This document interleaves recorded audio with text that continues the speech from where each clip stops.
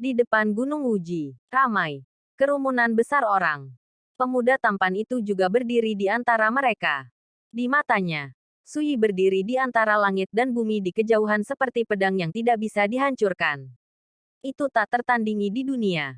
Penguasa legendaris yang berasal dari penguasa takdir itu sangat pendiam. Hati naik turun. Perang sudah berakhir. Untuk God's Domain. Pola dunia telah ditulis oleh Sui sendiri. Yang dapat mempengaruhi nasib ratusan juta makhluk hidup di dunia. Tapi pemuda tampan itu tahu bahwa pertempuran ini juga akan menimbulkan gelombang di Sungai Panjang Takdir. Sungai Takdir. Di Gunung Suci dengan udara ungu mengepul. Lebih dari 30 sosok dengan aura menakutkan mendesak harta dengan seluruh kekuatan mereka. Itu adalah cermin perunggu yang berkilauan dan tembus cahaya. Hanya seukuran telapak tangan. Dan terlihat sangat tidak mencolok. Tapi harta karun ini memiliki latar belakang yang bagus. Dan disebut, cermin dua alam. Prajurit Tao abadi yang bisa disebut sebagai harta karun di Sungai Panjang Takdir. Begitu alam ini keluar, ia dapat melintasi ruang dan waktu. Dan memisahkan dua dunia, yang sangat ajaib dan tak terbatas. Sebelumnya, Taoist Lucy, Yu Qiang dan yang lainnya mengandalkan harta ini untuk sepenuhnya memotong penghalang ruang waktu antara domain dewa dan Sungai Panjang Takdir dalam satu gerakan.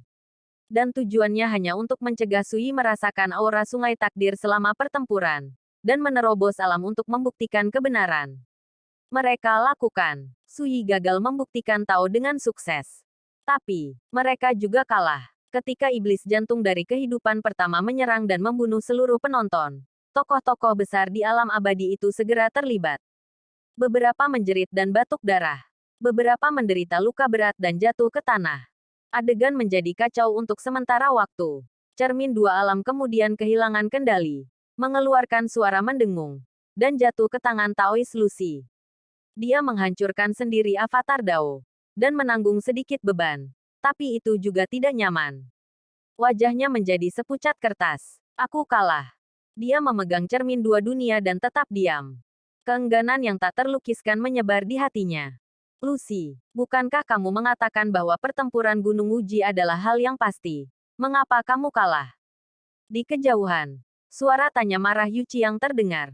Lucy mengalihkan pandangannya. Dan melihat bahwa wajah tokoh-tokoh besar di Sungai Panjang Takdir itu menjadi lebih buruk dari sebelumnya. Dan mereka sangat marah. Dan mereka tidak lagi memiliki ketenangan dan ketenangan yang mereka miliki sebelumnya. Terutama Yu Qiang. Dengan pipi pucat dan mata yang akan menyemburkan api. Lucy mengerti mengapa pihak lain sangat marah. Saat membunuh avatar Yu Qiang dengan sarung busuk. Itu juga menyebabkan tubuh asli Yu Qiang menderita kerusakan serius. Orang-orang di alam abadi terluka, terutama yang terluka parah, dan mereka tidak dapat pulih dalam waktu singkat. Ini adalah sesuatu yang diketahui semua orang di Sungai Takdir. Tidak diragukan lagi, harga seperti itu sulit diterima Yu Qiang untuk sementara waktu. Membunuh sosok abadi yang berada jauh di alam para dewa, tidak hanya hilang, tetapi juga memenggal kepala avatar Dao, dan dewa itu menderita luka berat. Ini tidak diragukan lagi terlalu memalukan. Lucy tidak repot-repot menjelaskan apapun. Dan berkata, bukan hanya kamu yang terluka. Yalao Dao, Chang Lingzi, Jinhua Daois, mana yang tidak terluka parah. Saat dia berkata, dia menunjuk pada dirinya sendiri. Dan aku adalah avatar Dao yang merusak diri sendiri. Apa yang bisa kamu salahkan dariku? Yu Qiang berkata dengan tajam. Berhenti bicara omong kosong. Pertempuran Wujishan terserah kamu untuk mengaturnya. Sekarang jika kamu kalah, kamu harus memberiku penjelasan. Kalau tidak, aku, pengadilan Tao nantian, pasti tidak akan melepaskannya. Lucy mengerutkan kening. Dia tidak menyangka bahwa Yu Qiang, yang sedang dalam keadaan putus asa, akan menumpahkan kekesalannya pada dirinya sendiri. Meskipun kita kalah dalam pertempuran ini, Sui sudah melompat. Itu tidak akan lama. Lucy menahan amarah batinnya dan berkata dengan tenang. Dalam waktu kurang dari setengah tahun, pertempuran Dingdao akan dipentaskan. Sumber asli abis. Dan kita akan memiliki kesempatan untuk datang ke alam dewa dengan kekuatan dewa ini. Menurutmu apakah sarung busuk itu masih bisa membantu Sui? Dengan kata-kata itu, ekspresi semua orang yang hadir berkedip untuk sementara waktu. Jika itu adalah dewa mereka, tentu saja mereka tidak akan takut pada sarung pedang yang rusak itu sama sekali. Namun jelas, Yu Qiang tidak puas dengan jawaban tersebut. Dia mengangkat jarinya dan mendarat di sisi. Matanya dingin. Pertempuran Dingdao adalah masalah masa depan. Tapi sekarang, aku butuh penjelasan. Dia agresif. Titik. Suasana tiba-tiba menjadi menindas. Semua orang tahu bahwa Yu Qiang percaya diri. Pengadilan tahunan di belakangnya diciptakan oleh salah satu dari 9 kaisar surgawi dari Tianyu Abadi. Kaisar penyesalan abadi. Itu adalah ortodoksi tingkat kaisar surgawi. Seperti halnya seorang penguasa. Mata Lucy bersinar dengan kilau dingin. Tanpa mengucapkan sepatah kata pun, dia hanya mengeluarkan jimat biru dari mansetnya. Dan berkata, jika kamu mengenali benda ini, kamu harus tahu bahwa jika aku membunuhmu sekarang, pengadilan tahunan juga akan membunuhmu. Aku tidak akan dimintai pertanggungjawaban. Apa ini? Banyak orang bingung. Bahkan beberapa orang tua yang telah melakukan perjalanan jauh di Sungai Panjang Takdir tidak mengenali mereka. Namun saat melihat jimat Qian, Yu Qiang kaget dan wajahnya berubah drastis. Jimat Sanxing. Ini adalah tanda dari kekuatan raksasa Tao misterius di Sungai Panjang Takdir. Dengan jimat di tangan, seolah-olah kebenaran ada di dalam tubuh. Menurut rumor, bahkan tokoh tingkat Kaisar Langit sopan ketika mereka mengunjungi kekuatan misterius itu.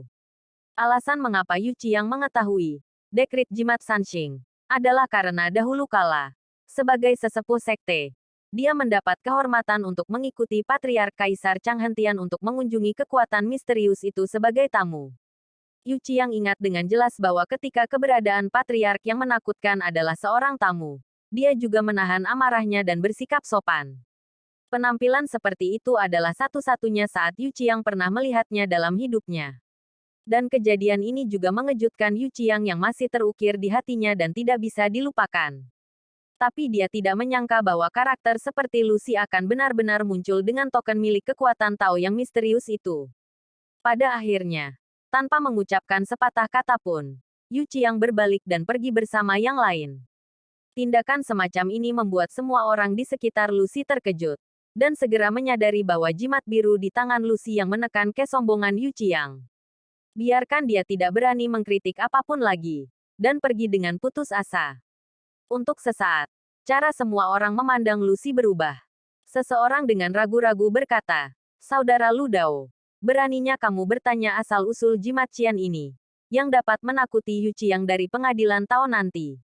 Lucy menyingkirkan jimat Qian dan berkata dengan tenang, aku hanya bisa memberitahumu. Ini adalah tanda ortodoksi misterius. Saya tidak bisa mengatakan apa-apa lagi. Hati orang-orang terguncang, dan mereka tidak bisa tidak memikirkannya. Kekuatan misterius macam apa yang seharusnya bisa menakut-nakuti Yu Qiang dari garis keturunan Tao tingkat Kaisar Langit. Lucy tidak mengatakan apa-apa, tetapi hatinya sangat emosional. Ortodoksi itu adalah ortodoksi patriarki dari cabang Tao, yang disebut Sanxingguan. Bahkan jika di Sungai Panjang Takdir, itu hanya pelataran bawah kuil Sanxing. Tetapi latar belakang semacam itu bukanlah sesuatu yang berani diprovokasi oleh kaisar manapun. Jika aku menceritakan rahasia seperti itu, aku tidak tahu apa yang akan dipikirkan orang-orang ini. Lucy menggelengkan kepalanya. Dia tidak pernah suka pamer. Di dalam hatinya, kuil Sanxing adalah kekuatan yang sakral dan transenden. Ambisi seumur hidupnya adalah memiliki kesempatan untuk menginjak perahu kuil Sanxing dan mencapai pantai takdir yang lain. Hanya tinggal setengah tahun lagi, dan pertempuran Dao akan dipentaskan. Pada saat itu, aku tidak tahu apakah makhluk kuat di pengadilan bawah Sanxingguan akan bergerak. Lucy berpikir dalam hati. Tidak ada yang tahu bahwa cermin dua alam yang dia gunakan kali ini berasal dari keberadaan yang kuat di pengadilan bawah kuil Sanxing, yang nama taonya adalah Qingxi, dan dia sejajar dengan Kaisar Surga. Xiao Jian dan iblis dari kehidupan pertama masih hidup. Di puncak gunung, lautan awan mengepul, dan di kejauhan ada sungai takdir yang perkasa. Xie Jianzun duduk bersila dalam pertempuran Gunung Wuji. Klon Dao miliknya tidak pernah ditekan dan dibunuh. Jadi dia tidak pernah mengalami serangan balik. Tapi penampilan Xiao Jian dan jantung iblis dari kehidupan pertama membuatnya sangat gelisah. Satu adalah kehidupanku sebelumnya. Yang lain adalah reinkarnasiku. Ditambah Sui. Oh, situasi ini benar-benar semakin menarik. Di kedalaman mata Xie Jianzun, nyala api tampak menyala. Suara mendesing. Seekor burung pipit peri terbang di depan Tuan Xie Jian dengan surat rahasia di mulutnya. Tuanku, saya mendengar surat dari Kaisar Tian. Burung pipit itu bersujud di tanah. Tuan Xie Jian tidak bisa menahan cemberut setelah mengambil surat rahasia itu dan membacanya. Pertempuran yang terjadi di Gunung Wuji di wilayah Dewa telah didengar oleh Kaisar Wen Tian. Tujuan dari surat pihak lain adalah untuk menanyakan tentang asal-usul sarung busuk dan siapa orang misterius yang bersembunyi di sarungnya. Setelah berpikir sebentar, Tuan Xie Jian menulis surat balasan. Isi surat itu hanya satu kalimat. Saya tidak tahu. Duh, Xian Kue mengambil surat balasan dan terbang ke udara. Xie Jianzun duduk di sana sendirian dan berkata pada dirinya sendiri, pertempuran antara aku dan kehidupan sebelumnya dan kehidupan masa depan. Tidak peduli denganmu. Adegan serupa juga terjadi pada Chang Lingzi, Yalao Dao, dan Jinhua Taois. Beberapa ortodoksi tingkat kaisar surgawi di Sungai Panjang Takdir juga menanyakan tentang hal-hal yang berkaitan dengan sarung yang membusuk. Di mata para Taois tingkat kaisar surgawi itu, pertempuran Gunung Wuji tidak layak untuk terlalu diperhatikan. Hanya penampilan sarung busuk dan pria misterius yang menarik perhatian mereka. Sayangnya, pada akhirnya, tidak ada yang bisa mengetahui alasannya. Di laut yang bergemuruh, Li Sansheng berjongkok di tanah di depan rumahnya untuk mengamati semut seperti sebelumnya. Lihatlah dengan penuh semangat, suamiku. Apakah kamu mengenali sarung ini? Menantu perempuan Li Sansheng datang dan menyerahkan sebuah lukisan kepada Li Sansheng. Lukisan itu menunjukkan sarung yang membusuk dan berbintik-bintik. Li Sansheng meliriknya, menggelengkan kepalanya dan berkata, saya tidak tahu. Menantu perempuan Li Sansheng langsung kecewa dan bergumam, aneh. Bagaimana sarung yang rusak seperti itu menyebabkan beberapa gelombang dalam waktu yang lama. Sungai Takdir, bahkan kakekku mengirim surat untuk bertanya padaku. Li Sansheng terkejut dan berkata, ada hal seperti itu. Katakan padaku dengan hati-hati. Bagaimana sarung ini menyebabkan gelombang di Sungai Panjang Takdir? Menantu perempuan itu memutar matanya. Karena aku tidak mengetahuinya. Saya tidak peduli dengan bisnis Anda. Berbalik dan pergi. Di masa lalu, Li Sansheng pasti akan melihat punggung menantu perempuannya yang ramping dan anggun memasuki rumah dengan mata kagum. Tapi kali ini, dia tidak melakukannya. Menatap sarung bobrok pada lukisan itu. Ujung jari Li Sansheng yang memegang gulungan itu sedikit bergetar. Di kedalaman matanya, ada pandangan kenangan. Dan dia tetap diam. Untuk waktu yang lama, Li Sansheng perlahan menyingkirkan gulungan itu. Dan bergumam di dalam hatinya. Tunggu sebentar. Jangan khawatir. Jika lelaki tua itu membutuhkannya, dia pasti akan menghubungi saya seperti yang dia lakukan terakhir kali ketika dia membersihkan naik ke halaman bawah kuil Sanxing. Dalam perjalanan pulang, pembaruan kedua adalah pada malam hari.